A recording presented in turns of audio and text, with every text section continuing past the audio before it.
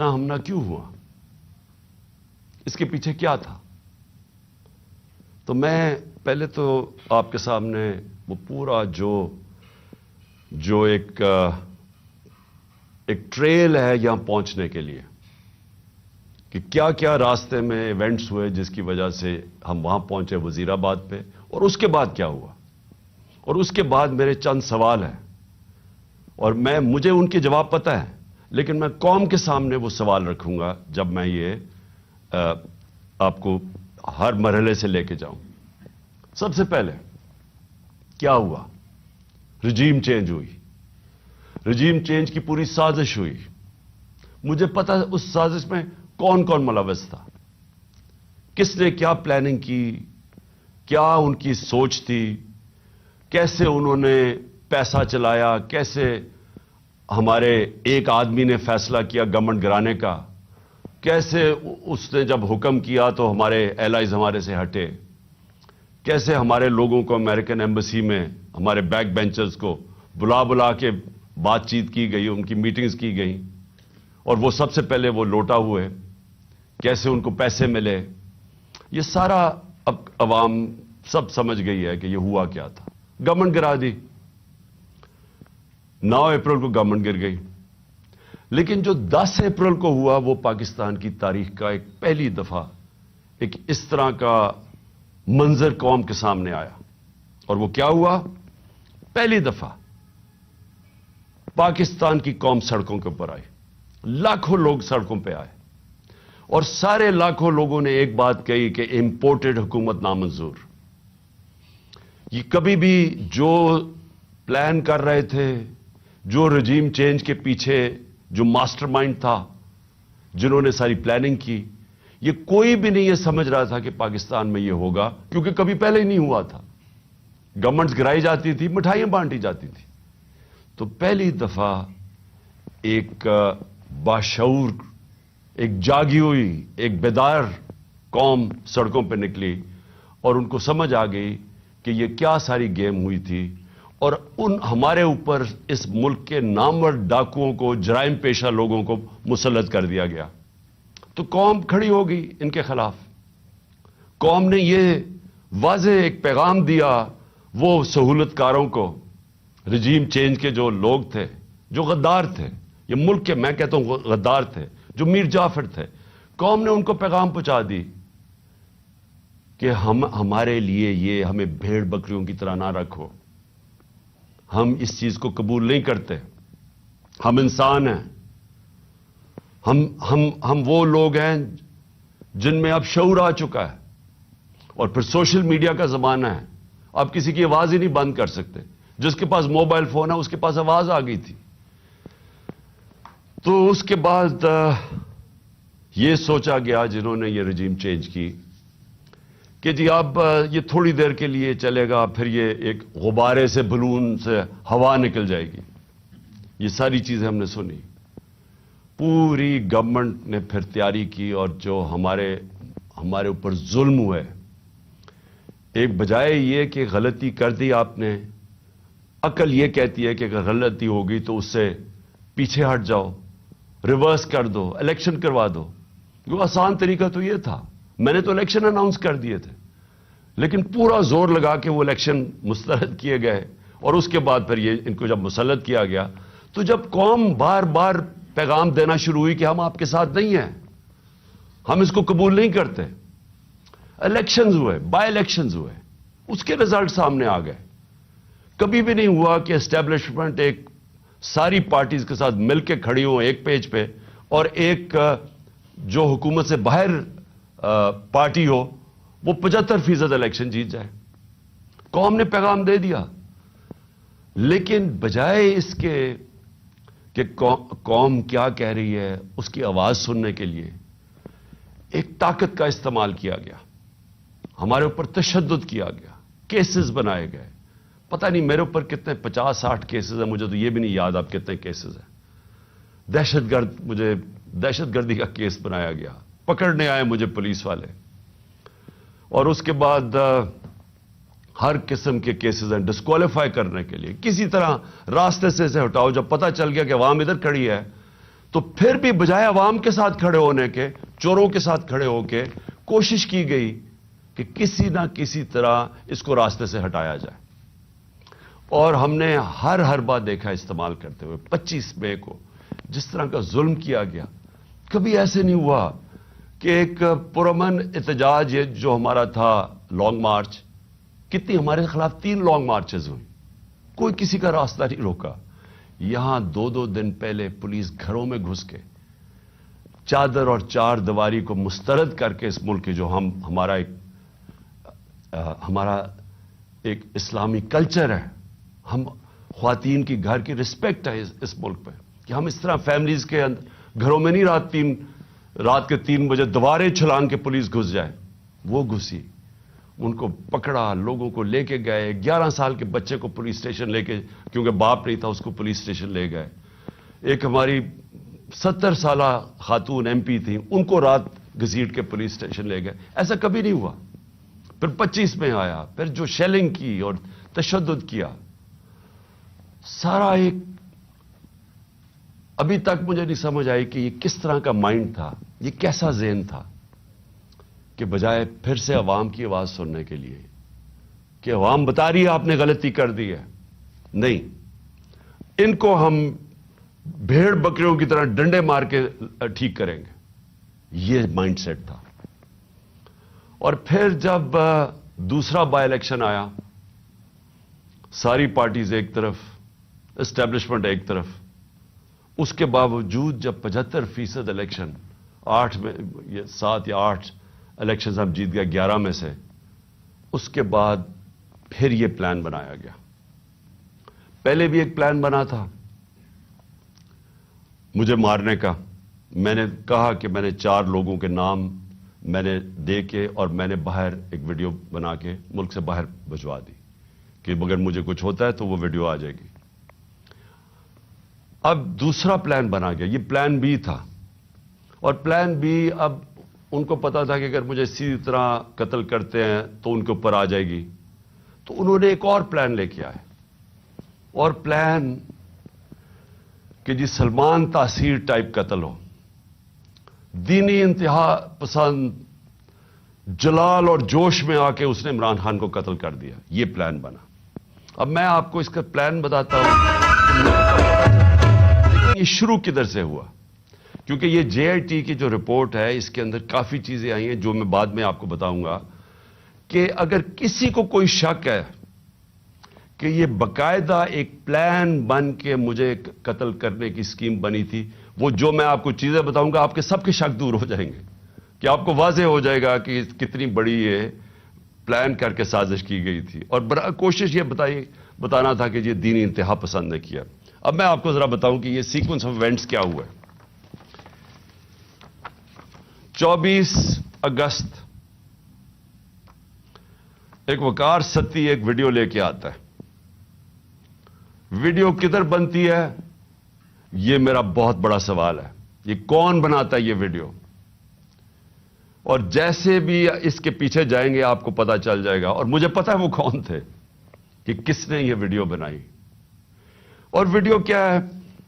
عمران خان نے توہین رسالت کر دی، توہین مذہب کر دیا، اور اس کے بعد جناب وہ ویڈیو آگے نکلتی ہے، جاوید لطیف پریس کانفرنس کرتا ہے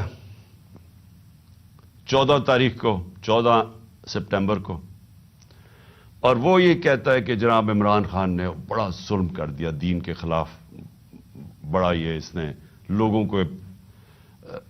کے اندر وہ کیا ہے کہ اس نے دین کی کیونکہ کیا ہے تو لوگوں میں اب بڑا غصہ ہے اس کے خلاف۔ پھر مریم نواز، بڑا اس کو دین کی پرواہ ہے، وہ بہت تکلیف لیتی ہے کہ کوئی دین کے خلاف بات نہ کر دے، تو مریم نواز کو بھی جوش آ جاتا ہے، اور وہ 15 سپٹمبر کو وہ بھی پریس کانفرنس کر دیتی ہے۔ اس سے پہلے میں بھول جاؤں کہ ایک ملک کا ایک بہت بڑا دینی آدمی رانا ثناء اللہ، اس کو بھی جوش آتا ہے، وہ 14 تاریخ کو ایک پریس کانفرنس کرتا ہے کہ جی وہ عمران نے لوگوں کو بڑا غصہ چڑھا دیا کہ اس نے دین کے خلاف بولا ہے۔ اور پھر ایک اور بڑا دینی آدمی خواجہ آصف، بڑا جی، اس کو بھی دین کی بڑی فکر ہے، وہ بھی پریس کانفرنس کر دیتا ہے اور یہ کرتا ہے 10 اکتوبر کو، اور یہ بھی کہتا ہے کہ جناب عمران خان کو، اس کو قوم کو معاف نہیں کرنا چاہیے اسے، کیونکہ اس نے دین کے خلاف، وہ ویڈیو کے اوپر سارا ایک ویڈیو بنتی ہے، یاد رکھیں وہ ویڈیو بنتی کدھر سے، اس سے پہلے پی ٹی وی، اب پی ٹی وی، آپ سمجھ جائیں کہ اس کے پیچھے کون ہوگا، 4 دن پی ٹی وی کو حکم ملتا ہے کہ عمران کے خلاف پورا کیمپین کریں کہ اس نے دین کی توہین کی ہے۔ میں صرف اب پہلے یہ جو بڑے آپ کو میں نامور نام بتائے ہیں جن کو دین کی بڑی فکر ہے، مجھے ذرا بتائیے، 30 سال سے یہ دونوں جماعتیں اقتدار میں ہیں، مجھے بتائیں کہ کبھی انہوں نے جا کے پاکستان سے باہر کی بات کر رہا ہوں، کبھی انہوں نے دین کا نام لیا؟ کبھی ان کو فکر ہوئی ہے دین کی؟ یہ ان کی آپ سٹیٹمنٹس اٹھا کے دیکھیں، یہ باہر جا کے ایک ہی بات کرتے رہے ہیں۔ میں 90 کی دہائی سے بات کر رہا ہوں کہ جی ہمیں مدد کر دو، مغرب، امریکہ ہمیں مدد کر دے، کیونکہ اگر ہم نہیں ہیں تو دینی انتہا پسند پاکستان کے اوپر آ جائیں گے، بنیاد پرست دین کو پاکستان کے اوپر چھا جائے گی، کیونکہ یہ ڈراتے تھے۔ ایران کے اندر جب خمینی کی انقلاب آیا، اسلامی انقلاب آیا، تو یہ ہمیشہ جا کے مغرب کو خوش کرتے تھے کہ پاکستان میں بھی وہ انقلاب آ جائے گا اگر ہماری اب مدد نہیں کرتے۔ ان کی سٹیٹمنٹس اٹھا کے دیکھیں، جب یہ باہر جاتے تھے ان کے سربراہ، تو صرف ان کا یہ دین کا نہیں، دین کی بات چھوڑیں، یہ صرف یہ کہتے تھے کہ ہم لبرل ہیں، ہم آپ کے ساتھ ہیں، ہمیں بچا لیں، نہیں تو دینی لوگ پاکستان کے اوپر حاوی ہو جائیں گے۔ یہ ان کی کیمپین رہی ہے باہر پاکستان سے۔ میں واحد، اور مجھے فخر ہے اس چیز کے اوپر، لیکن وہ اس لیے نہیں کہ میں کوئی کسی ووٹ لینے کے لیے کر رہا تھا، یہ میرا عقیدہ ہے، یہ میرا ایمان ہے، اور صرف جس کا ایمان ہو تو وہ جس طرح کی باتیں کر سکتا ہے۔ اور مجھے بتانے کی ضرورت نہیں ہے کہ ہر انٹرنیشنل فورم پہ میں نے اپنے جو ہمارے مسلمانوں سے زیادتیاں ہوتی ہیں جو مغرب میں رہتے ہیں، اسلاموفوبیا، اور پھر جو نبی صلی اللہ علیہ وسلم کی شان میں گستاخی کی جاتی ہے، اس کے اوپر واحد میں چیلنج کرتا ہوں، میں واحد وہ پاکستان کا پرائم منسٹر ہوں جس نے اس کی بات کی ہے۔ ہر انٹرنیشنل فورم پہ بات کی ہے میں نے، اور پھر سے میں ریپیٹ کرتا ہوں کہ میں کسی کو خوش کرنے کے لیے نہیں کر رہا، یہ میرا ایمان کا حصہ ہے۔ اور میں نے اس لیے نہیں کی کہ میں وہ جا کے کوئی پوائنٹ سکورنگ کر رہا تھا مغرب میں جا کے۔ میں مغرب کو بڑی اچھی طرح جانتا ہوں، میں جو ہمارے ملک پاکستان کے لوگ مغرب میں رہتے ہیں اور مسلمان مغرب میں رہتے ہیں، مجھے پتہ ہے ان کے اوپر کیا دشواریاں گزرتی ہیں، مجھے پتہ ہے ہندوستان میں اس وقت مسلمانوں کے اوپر کیا ہو رہا ہے جو مسلمان ہندوستان میں۔ اس لیے میں نے ہر فورم کے اوپر یہ بات اٹھائی، میں اپنے جو لوگ جو مشکل وقت سے گزرتے ہیں، جو ان ملکوں میں رہ رہے ہیں، میں نے ان کے لیے بات کی کہ بڑے مشکل حالات میں وہ گزرتے ہیں، ان کو چھیڑتے ہیں، برا بھلا کہتے ہیں، اور عورتوں نے جب اپنا سر کور کیا ہو ان کو جا کے گالیاں نکالتے ہیں کئی دفعہ سڑکوں کے اوپر، اور جو مسلمان لگے، یعنی جس کی داڑھی ہو اور وہ جو لگتا تھا، اب تو خیر داڑیاں ٹرینڈی ہو گئی ہیں، تو ان کے اوپر یہ باتیں ان کو آوازیں لگاتے تھے لوگ، تو میں نے ان کے لیے کہا تھا۔ اور پھر یہ جس طرح سارے ہمارے مسلمانوں کو تکلیف ہوتی ہے، ہمیں وہ تکلیف پہنچتی ہے جب ہمارے نبی صلی اللہ علیہ وسلم کی شان میں گستاخی کی جائے، تو یہ میں نے ہر فورم پہ اٹھایا۔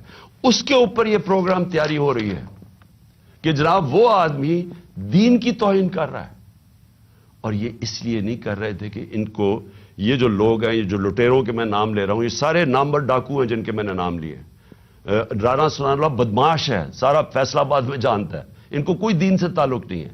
یہ سارا پلان بن رہا تھا، یہ ایک سکرپٹ کے مطابق چل رہے تھے۔ مجھے اندر سے 3.5 سال میں گورنمنٹ میں رہا ہوں، میری اندر سے ظاہر ہے میرے کنیکشنز ہو گئے تھے، مجھے اندر سے ایجنسیز کے اندر سے پیغام آیا کہ یہ پلان بن رہا ہے آپ کو قتل کرنے کا، دین کے نام پہ، وہی سلمان تاثیر والا قتل۔ تو میں نے پھر 2 جلسوں کے اندر اس کی بات کی۔ میں نے 7 اکتوبر کو میرا ایک جلسہ تھا، اور اس سے پہلے 24 سپٹمبر کو میرا جلسہ تھا، ان دونوں جلسوں میں میں نے یہ بتایا کہ یہ پلان بن رہا ہے مجھے قتل کرنے کا، کیونکہ وہ جو 4 تھے بند کمروں میں جنہوں نے فیصلہ کیا تھا، انہوں نے یہ سوچا ہوگا کہ اگر وہ قتل تو ان کے نام آ جائیں گے، لہٰذا انہوں نے اس اسٹیپ پر ڈالا کہ جی وہ دینی انتہا پسند اشتعال میں آ کے اس نے عمران خان کو قتل کر دیا۔ یہ پلان بنا تھا اور ان کو پتا تھا کہ اس سے ان کو ان کے اوپر سے اتر جائے گی بات۔ تو یہ ساری پلاننگ بندی شروع ہوئی تب سے، اور پھر وزیر آباد، اب وزیر آباد میں کیا ہوتا ہے میں ذرا آپ کو پھر زیادہ بتا دوں، یاد کرا دوں کہ ہوا کیا۔ وزیر آباد میں وہ جب اس لڑکے نے گولیاں چلائیں، یہ جو نوید یا جو بھی اس کا نام تھا، تو سب سے پہلے ایک چیز یاد رکھیں کہ اس نے پسٹل سے ریپڈ فائر کیا۔ میں آپ کو یہ بتا دوں میں نے پسٹل شوٹنگ کی ہوئی ہے۔ پسٹل شوٹنگ کے اندر اگر آپ سنگل شاٹ بھی چلاتے ہیں اور اگر آپ پریکٹس نہ ہو تو وہ بھی اوپر چلا جاتا ہے، کبھی ٹرائی کر کے دیکھ لیں۔ لیکن اگر آپ ریپڈ فائر کرتے ہیں تو وہ ناممکن ہے، جب تک آپ کو پریکٹس نہ ہو وہ ناممکن ہے کہ وہ سیدھا اوپر نہ چلا جائے۔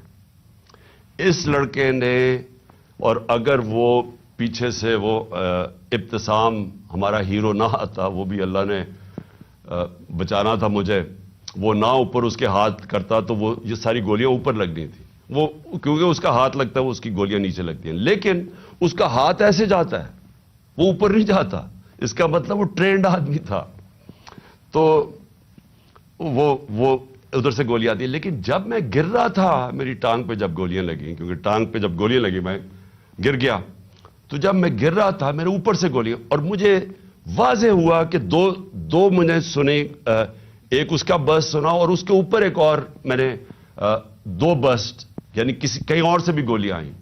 میں کہتا رہ گیا کہ سامنے سے گولیاں آئی ہیں، کیونکہ مجھے اوپر سے گولیاں میرے گزری جب میں گر رہا تھا۔ تو ایک دم میں ابھی ہاسپٹل پہنچتا ہی نہیں ہوں، شوکت تھانہ پہنچتا نہیں ہوں، اس کی سٹیٹمنٹ آ جاتی ہے، ایک ریکارڈ کر کے اس کی سٹیٹمنٹ آ جاتی ہے۔ اور ریکارڈ سٹیٹمنٹ کیسے آتی ہے؟ اس کی ریکارڈڈ سٹیٹمنٹ آتی ہے کہ میں اکیلا تھا، یہ سب سے امپورٹنٹ چیز ہے، کسی نے اس کو پروگرام کیا ہوا تھا۔ اگر آپ کو شک بھی ہونا کہ یہ آدمی، یہ طوطا اس کو پڑھایا نہیں ہوا تھا، تو اس کی آپ پہلی سٹیٹمنٹ سن لیں کہ میں اکیلا تھا۔ کیا ضرورت ہے آپ کو کہنے کی میں اکیلا تھا؟ آپ نے تو یہ پڑھایا گیا نا کہ جی میرا بڑی توہین ہو گئی مذہب کی، اس لیے میں نے عمران خان کو مار دیا۔ اسکرپٹ تو یہ تھی۔ اکیلا کدھر سے ایڈ ہو گیا؟ اس لیے اکیلا تھا کیونکہ اگر اور تھے تو اس کا مطلب کہ دینی انتہا پسند نے نہیں مارا، اگر اور پتہ چل جائے گولی مارنے والے تو اس کا مطلب کہ پورا ایک پروگرام بنا ہوا تھا عمران خان کو قتل کرنے کا۔ تو اس لیے اس نے میں اکیلا تھا۔ اور اس کی جو پہلی سٹیٹمنٹ تھی وہ بھی بڑی مزیدار ہے۔ کون سے پولیس، ابھی گولیاں لگی ہیں مجھے، ابھی میں ہاسپٹل بھی نہیں پہنچا، تو کون سا پولیس ایک سٹیٹمنٹ اس کی ریکارڈ کر کے تو جا کے سلیکٹڈ لوگوں کو دیتی ہے، وہ جو کہ مخالف ہے تحریک انصاف کے، ان رپورٹرز کو دیتے ہیں جو ہمارے خلاف ہے۔ اب یہ ذرا سنیں، اس کی سٹیٹمنٹ آتی ہے اور سٹیٹمنٹ ریکارڈ کون کرتا ہے؟ ڈی پی او گجرات اپنے فون سے اس کی سٹیٹمنٹ ریکارڈ کراتا ہے، اور ڈی پی او گجرات اس کے فون سے کدھر جاتی ہے سٹیٹمنٹ؟ وہاں رکتی نہیں ہے سٹیٹمنٹ۔ یعنی چلیں اگر آپ اپنے لیے، آپ نے پولیس نے اپنے لیے سٹیٹمنٹ رکانی چلے وہ بھی مان لیں، لیکن نہیں، ابھی تفتیش بھی نہیں ہوئی، ایف آئی آر بھی نہیں کٹی، اور وہ سٹیٹمنٹ کس کو بھیجتا ہے؟ اب ذرا دیکھ لیں۔ وہ ریکارڈ کرواتا ہے 1 گھنٹے کے بعد سٹیٹمنٹ، لیکن 6:01 میں غریدہ فاروقی ٹویٹ کرتی ہے، وہ 6:02 وقار ستی جس نے پہلے ویڈیو ریلیز کی تھی وہ ٹویٹ کرتا ہے، 6:02 میں مرتضی سلنگی ٹویٹ کرتا ہے، وہ حامد میر 6:03 میں ٹویٹ کرتا ہے، اور جو آپ کو پتا ہے کہ ہمارا کتنا خیر خواہ چینل ہے جیو نیوز، وہ 6:04 پہ کرتا ہے ٹویٹ، یعنی پروگرام اس کے پر دکھاتا ہے وہی اس کی سٹیٹمنٹ، اور پھر سما آپ کو اگلا پتا کہ وہ ہمارا کتنے خیر خواہ چینل ہے، یعنی چن کے ان چینلز کو ہی بھیجا جاتا ہے، وہ کرتا ہے، وہ بھی 6:04 پہ کرتا ہے، اور اس کے بعد پھر باقی چینلز آتی ہیں۔ تو سب سے پہلے ڈی پی او جو سٹیٹمنٹ ریکارڈ کراتا ہے اس کی، وہ سب سے پہلے جاتی ہے ان رپورٹرز کو جو کہ سب کو پتا ہے کہ اس وقت تحریک انصاف کے مخالف ہیں۔ تو اب سوال یہ ہے کہ ڈی پی او تو ہمارا ہے، پنجاب گورنمنٹ تو ہماری ہے، تو ہمارا اپنا ڈی پی او ریکارڈ کروا کے سٹیٹمنٹ بھجواتا کدھر ہے؟ اور پھر جو اگلا سوال یہ ہے کہ ہمیں یہ ڈی پی او کی کوئی سٹیٹمنٹ آئی کہ جی شروع میں کوئی عجیب سی سٹیٹمنٹ اس کی آئی، تو میں یہ بھی چاہتا ہوں کہ سارے آپ دیکھ لیں کہ ڈی پی او کیسے، کیونکہ یہ سی سی ٹی وی فوٹیج پہ آ گیا۔ ابھی میں بعد میں آتا ہوں کہ یہ ڈی پی او گجرات نے انکوائری سے کتنی ہماری مدد کی، لیکن وہ میں بعد میں آتا ہوں۔ تو سی سی ٹی وی فوٹیج کے اوپر ڈی پی او اپنا موبائل فون دے رہا ہے ایس ایچ او کو کہ ریکارڈ کرے۔ تو میں چاہتا ہوں پہلے یہ دیکھ لیں تاکہ آپ کو اس میں کوئی شک نہ ہو کہ ہوا کیا ہے، کیونکہ میں آگے جو باتیں کروں گا یہ اس کے ساتھ جڑی ہوئی ہیں۔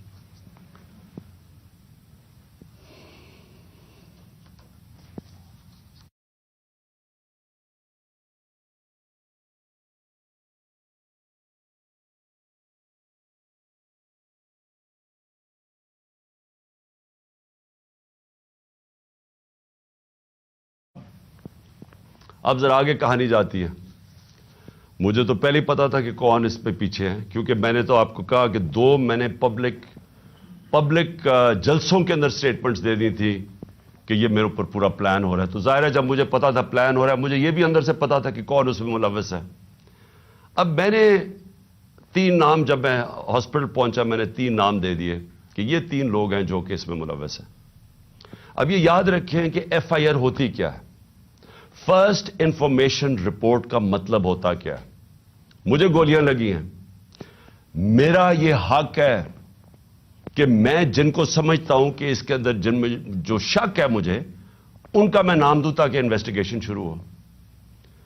گورنمنٹ ہماری پنجاب میں، میں پارٹی کا ہیڈ جس کی گورنمنٹ پنجاب میں ہے، اور ہم وہ سٹیٹمنٹ نہیں ریکارڈ کروا سکتے۔ میرا پہلا سوال ہے کیوں؟ کون تھا جو کہ روک رہا تھا اس سٹیٹمنٹ کو؟ کون ڈر رہا تھا تفتیش سے؟ میں نے جب یہ نام لیے تو ان کے اوپر تفتیش ہونی چاہیے تھی، میرا رائٹ ہے، لیکن میں پارٹی کا سربراہ، ایکس پرائم منسٹر، ہماری گورنمنٹ پنجاب میں ایف آئی آر آج تک نہیں کٹوا سکا۔ کون روک رہا تھا؟ کون اتنی بڑی طاقت تھی جو کہ گورنمنٹ جو ہماری پنجاب میں ہے اس سے بھی زیادہ بڑی طاقت تھی کو روک سکتی تھی اس کو؟ یہ میرا سب سے بڑا پہلا سوال ہے کہ یہ روکا گیا، میں ایف آئی آر رجسٹر نہیں کروا سکا، اور آخر میں جو ایف آئی آر رجسٹر کروائی گئی اس میں وہی اسکرپٹ کے مطابق ایک شوٹر رکھا تھا۔ تو اب یہ جی آئی ٹی کی رپورٹ بڑی ریلیونٹ ہے جو کہ اب آگے ادھر سے نکلتی ہے۔ پہلے تو اس کے بعد کیا ہوتا ہے، ہم پوری کوشش کرنے کے بعد فیل ہو جاتے ہیں ایف آئی آر ریکارڈ کروانے کے لیے، اس کے بعد جے آئی ٹی بن جاتی ہے۔ اب جے آئی ٹی کی فائنڈنگز کیا آتی ہیں؟ اب تک جے آئی ٹی کی فائنڈنگز کیا ہیں؟ اور میں یہ آپ کو بتا دوں کہ جتنی مشکلوں سے جے آئی ٹی آپریٹ کر رہی ہے، کیونکہ وہ میں آپ کو بتاتا رہوں گا کہ کون اس کے اندر کوآپریٹ ہی نہیں کر رہا ہے۔ جب جے آئی ٹی نے ڈی پی او کو کہا کہ آپ کا ہمیں موبائل فون کی ضرورت ہے، ہمارے نیچے پنجاب گورنمنٹ کے نیچے ڈی پی او منع کر دیتا ہے، ڈی پی او واضح کہہ دیتا ہے کہ میں نہیں آپ سے کوآپریٹ کرتا، آتا بھی نہیں ہے۔ اب ہمارے ہوتے ہوئے ہمارا ڈی پی او گجرات، اس کو اب عدالت کے ذریعے بلایا جائے گا جے آئی ٹی کے اندر۔ پھر کیا ہوتا ہے، وہ جو شام کو جب ایک دفعہ ڈی پی او اس کی سٹیٹمنٹ ریکارڈ کر دیتا ہے، 8 گھنٹے کے لیے اس کو نوید کو سی ٹی ڈی اٹھا لیتی ہے. سی ٹی ڈی پھر ایک اور ویڈیو ریلیز کرتی ہے رات کے 12 بجے. اور سی ٹی ڈی کا کیا کام تھا اس ویڈیو کو ریلیز کرنا. پھر ایک اور چیز ہے کہ سی ٹی ڈی جب وہ ویڈیو ریلیز کرتی ہے جو اس کی بیک گراؤنڈ ہے وہ چینج کر دیتی ہے بعد میں. پھر سی ٹی ڈی کے جو اس آدمی کو جو ملوث تھا اس کو جب بلایا جاتا ہے جے آئی ٹی میں وہ بھی منع کر دیتا ہے کہ میں نہیں آتا. پھر سے پنجاب گورنمنٹ کے نیچے ہے وہ منع کر دیتا ہے کہ میں نہیں کوآپریٹ کرتا. یعنی کیا وجہ ہے؟ اب میں سوال سب سے پوچھتا ہوں کہ کیا وجہ ہے کہ یہ ہمارے نیچے آفیسرز پہلے تو وہ نہیں ہم اپنی ایف آئی آر نہیں رجسٹر کروا سکتے اور پھر وہ منع کر دیتے ہیں کہ جی ہم نہیں کوآپریٹ کرتے. کیوں نہیں کرتے؟ کون ان کو روک رہا تھا؟ ہمارے سے ظاہر ہے کوئی زیادہ طاقتور فورس تھی جو روک رہا ہے ان کو. اس کے بعد کیا ہوتا ہے؟ اس کے بعد جے آئی ٹی کی فائنڈنگز آتی ہیں. وہ عدالت میں جو آپ فائنڈنگز رکھتے ہیں اس میں کیا چیز سامنے آتی ہے؟ نمبر 1 کہ 3 شوٹر تھے. 2 نہیں تھے، 3 شوٹر تھے. ایک تو وہ نوید جس نے گولیاں ماری. دوسرا ایک اوپر سے جو گولیاں جو میں کہہ رہا تھا اوپر سے آئیں گولیاں وہ اب وہاں بھی ان کے جو گولیوں کے جو شیلز ہوتے ہیں وہ وہاں ملے اوپر. 8 غالباً اوپر ملے، 10 نیچے ملے اور 2 اور نیچے ملے جو اور مختلف بندوق سے چلائے ہوئے تھے. جو گارڈز تھے ہمارے اوپر ان کی فورینزک جب ٹیسٹ کرایا گیا کسی کی بھی گولی نہیں چلی تھی کیونکہ جو گارڈ سب سے قریب تھا اس کے تو 6 گولیاں اس کے اندر سے نکلی تو وہاں تو کسی کے پاس بھی نہیں تھا. اور پھر یہ بھی چیز سامنے آ گئی کہ معظم جو تھا جو معظم شہید ہوا وہ آپ کوئی بھی اگر آپ کو سوشل میڈیا پہ وہ ویڈیو مل سکتی ہے اس کا سلو موشن دیکھ لیں. وہ معظم جب جاتا ہے اس کے پیچھے تو جیسے ہی اس کے سامنے آتا ہے نوید کے اس کو گولی لگتی ہے. وہ گولی نہ آگے سے لگتی ہے نہ کنٹینر سے لگتی ہے، وہ گولی کہیں دور سے آ کے لگتی ہے اس کے اس طرف. اور وہ نوید کے لیے وہ گولی تھی.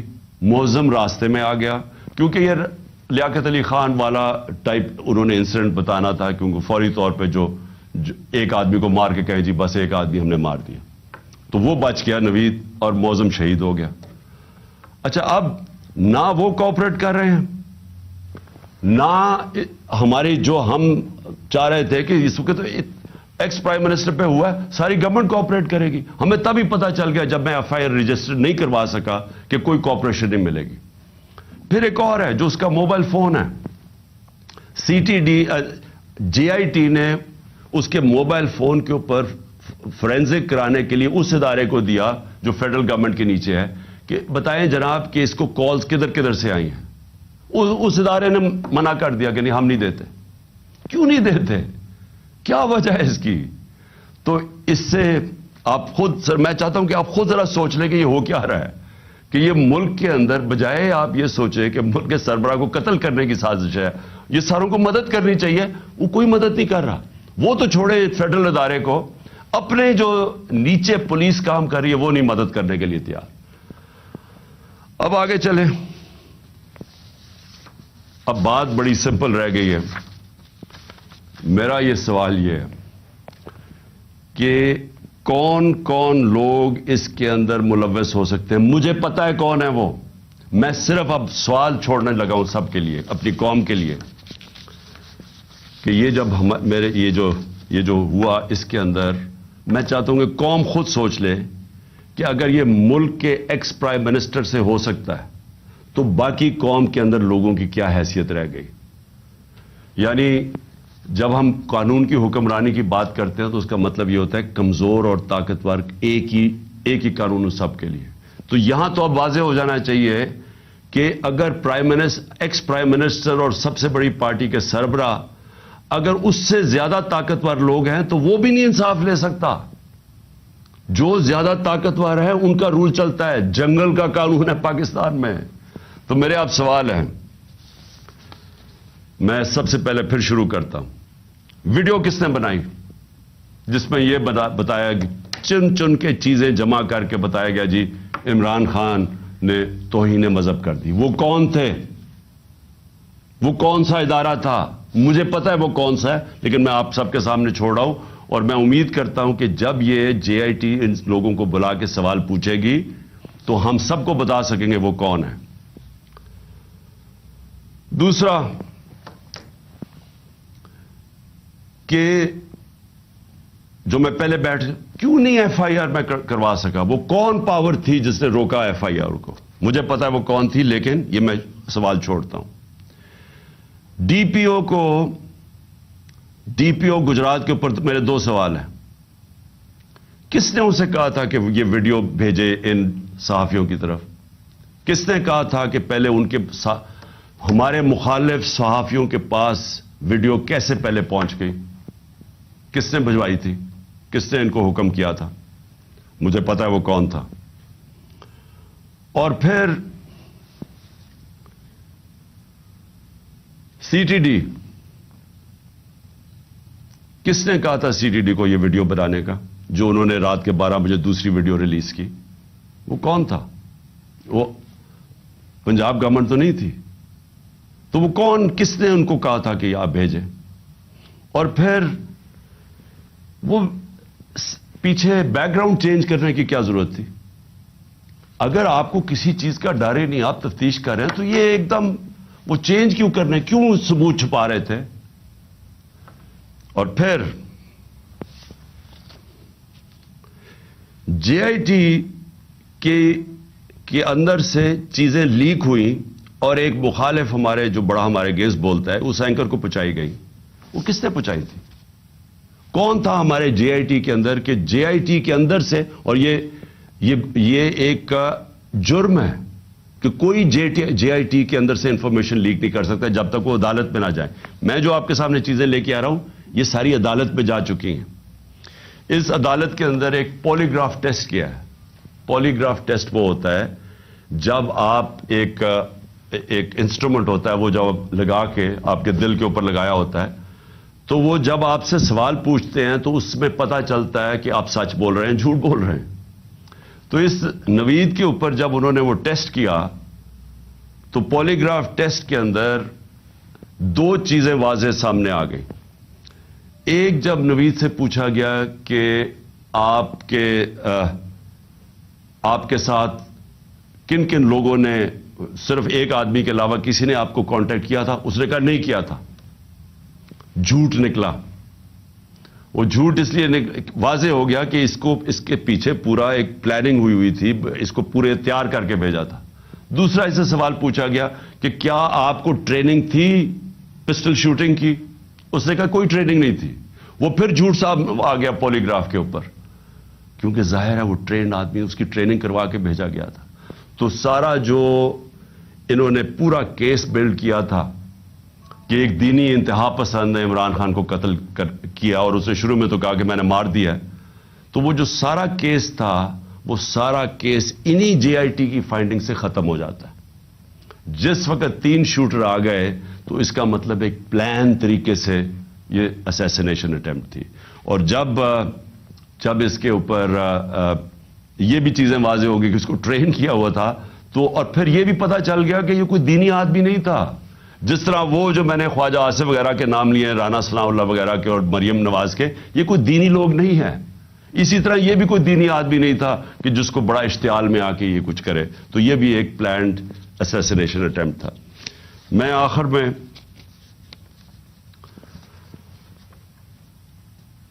میں سوال پوچھنا چاہتا ہوں ان لوگوں کو جو اس ملک میں طاقت رکھتے ہیں. میں ان لوگوں سے آج سوال پوچھنا چاہتا ہوں جو مجھے پتہ ہے اس کے پیچھے تھے. مجھے یہ پتہ ہے کہ نون لیگ یہ اوپر سربراہ ان کے پیچھے تھے، مجھے اس کا واضح ہے. مجھے یہ پتہ ہے کہ رانا ثناء اللہ جس کے لیے قتل کرنا کوئی بڑی چیز نہیں، وہ پیچھے تھا. مجھے پتہ ہے کہ شہباز شریف جس نے ایکسٹرا جوڈیشل کلنگ میں، اس کے اوپر رپورٹ ہے 97 سے 99 تک کہ اس نے کتنے لوگ پولیس مقابل میں قتل کروائے تھے. عابد باکسر کی سٹیٹمنٹ ہے کہ کیسے شہباز شریف ان سے لوگوں کو قتل کرواتا تھا. मॉडल टाउन के अंदर इन दोनों ने दिन दिहाड़े नहाते लोगों के ऊपर गोली चलाई, जिसमें 12 लोग उसमें कत्ल हुए और उसके अलावा कोई 50-60 लोगों को गोलियां लगी, और वो टीवी के ऊपर सब आ रहा था। ये वो लोग हैं, इनका तो मुझे पता है, लेकिन मुझे जो एक तरह अफसोस भी है और एक तरह अपने मुल्क की फिक्र भी है कि वो लोग जिनको हम समझते हैं कि इस मुल्क की उन्होंने हिफाजत करनी है, जो इस मुल्क के मुहाफिज हैं, वो इस प्लॉट में कैसे शामिल हो गए, क्योंकि उनके बगैर ये होना नहीं था। जो सारा कवर अप हुआ है वो कभी भी ये जो दो क्रिमिनल्स हैं ये नहीं कर सकते थे, शहबाज शरीफ और राना सनाउल्लाह। ये इससे ज्यादा ताकतवर लोग कर सकते थे, सिर्फ वो ये कवर अप में शामिल थे। सारा जो तरीके से वो उसने कहा जी मैं अकेला हूं, उसे मुंह से बुलवाया गया, एविडेंस पुलिस के ऊपर प्रेशर डाला गया, एफआईआर नहीं, ये दोनों नहीं करवा सकते थे। इनके पीछे हमारे वो लोग हैं जिनको हम समझते हैं कि हमारे मुल्क की हिफाजत करेंगे। मैं ये सवाल पूछता हूं कि क्या मैं वो आदमी हूं जिसको आप कह सकते हैं कि ये कोई बैरूनी साजिश का हिस्सा है? क्या आप कह सकते हैं कि इसने अपने मुल्क का कभी पैसा मुल्क से बाहर रखा हुआ है और बाहर बड़े बड़े अकाउंट्स हैं और बैंक अकाउंट, जिस तरह ये जो चोर ऊपर मुसल्लत किए हैं, इन सब के बाहर पैसा पड़ा है, अरबों डॉलर पड़ा है, और अभी भी चोरी करके पैसा बाहर लेके जा रहे हैं। जिसने बाहर कमाई करके सब कुछ, आज उसका जीना मरना पाकिस्तान है। मेरा सवाल यह है कि उसको अगर कत्ल करवाने की साजिश में आप मुलव्वस हैं तो क्या आपको फिक्र है अपनी कौम की? अगर मुल्क की सबसे बड़ी पार्टी के सरबराह को आप कत्ल करवा देते हैं, जो वाहिद फेडरल पार्टी आज पाकिस्तान में कौमों को पॉलिटिकल पार्टीज इकट्ठा रखती हैं, अगर कौमों को सिर्फ फौज के जरिए इकट्ठा रखते तो ईस्ट पाकिस्तान अलहदा ना होता। ईस्ट पाकिस्तान की जो पाकिस्तान की सबसे बड़ी पार्टी थी, उसके खिलाफ जब अपने मुल्क की इस्टेब्लिशमेंट चली जाती है और वो मुल्क टूट जाते हैं। अगर आप वो पार्टी के सरबराह को खत्म करना चाहते हैं, जो वाहिद इस वक्त मुल्क का एक फेडरल एक मुल्क की फेडरेशन की इस वक्त एक ही आदमी है जिसकी सारी जगह वोट बैंक भी है, जो इकट्ठा भी रख सकता है, तो ये किसके लिए किया जा रहा है? क्या ये पाकिस्तान की बेहतरी के लिए किया गया? मुझे पता है कौन थे, और मुझे अफसोस से कहना पड़ता है मुझे बड़े अफसोस से कहना पड़ता है कि जब मुझे गोलियां लगी और जब मैं तब से 3 महीने, मुझे ये मेरी टांग को ठीक होने में 3 महीने लगेंगे, क्योंकि जब आपकी निचली टांग टूटती है वो 3 महीने लगते हैं उसको हील होने में। तो मैं 2 कमरों में बंद हूं। मैं बार बार मेरे से अपने से सवाल करता हूं कि कैसा माइंडसेट है, वो कौन सा ज़हन है, और वो मुझे पता है कौन सा ज़हन है कि जो ये सोच सकता है कि अपने मुल्क को नुकसान पहुंचा सकता है, क्योंकि ये मुल्क को नुकसान होगा। आप अगर मुल्क की पॉलिटिकल पार्टीज को कमजोर करते हैं और फेडरल पार्टी को, तो इससे बड़ा मुल्क का नुकसान क्या हो सकता है? यानी ये आपके दुश्मन कर सकते हैं। ये दुश्मनों का प्लान तो हो सकता है कि मुल्क को कमजोर करो और उनकी पॉलिटिकल पार्टीज को कमजोर करो, फेडरेशन को कमजोर करो, लेकिन वो लोग जिन्होंने मुल्क की हिफाजत करनी है वो कैसे सोच सकते हैं? और मैं बार बार मेरे ये ज़हन में चीज आती है, और मुझे पता है कि बदकिस्मती से ये सिर्फ 1-2-3 लोगों की ये साजिश थी, और मुझे ये भी पता है कि हमारे मुल्क की जो फौज है वो हर रोज कुर्बानियां दे रही है इस मुल्क के लिए। वो वॉर ऑन टेरर में वो कुर्बानियां ना देते, आज हमारी हिफाजत, यानी हम इस मुल्क में कंफर्टेबल ना होते, हमें इत्मीनान ना होता कि एक ऐसी हमारे पास सिक्योरिटी फोर्स है जो इस मुल्क में हमें सिक्योरिटी देती है। लेकिन उस हर इदारों के अंदर काली भेड़ें होती हैं, और ये जिसने प्लान किया, मुझे पता है और मैं ये चाहता हूं कि जेआईटी के साथ अब कोऑपरेशन की जाए। ये लोग जो एक जान की ऑब्स्ट्रक्ट कर रहे हैं जस्टिस, इन लोगों को, इनके ऊपर एक्शन लिया जाए। और मैं आखिर में अपने सुप्रीम कोर्ट के चीफ जस्टिस से कहना चाहता हूं कि मैंने शुरू में ही कहा था कि मुझे सिर्फ इंसाफ की एक जगह से तवक्को है। जब ये ताकतवर लोगों को, जिनके मैंने नाम लिए हैं, ये कैसे इंसाफ होने देंगे अगर ये खुद इसमें मुलव्वस है? تو صرف ایک طاقتور اگر انکوائری اس کو اگر چیف جسٹس اس کو بیک کریں، پاکستان کے سپریم کورٹ کے چیف جسٹس، تب ہی انصاف مل سکتا ہے. نہیں تو مجھے کوئی اب تک جو میں نے حالات دیکھے ہیں، جس طرح کی ہر جگہ رکاوٹیں ہیں، مجھے کوئی امید انصاف کی نہیں ہے.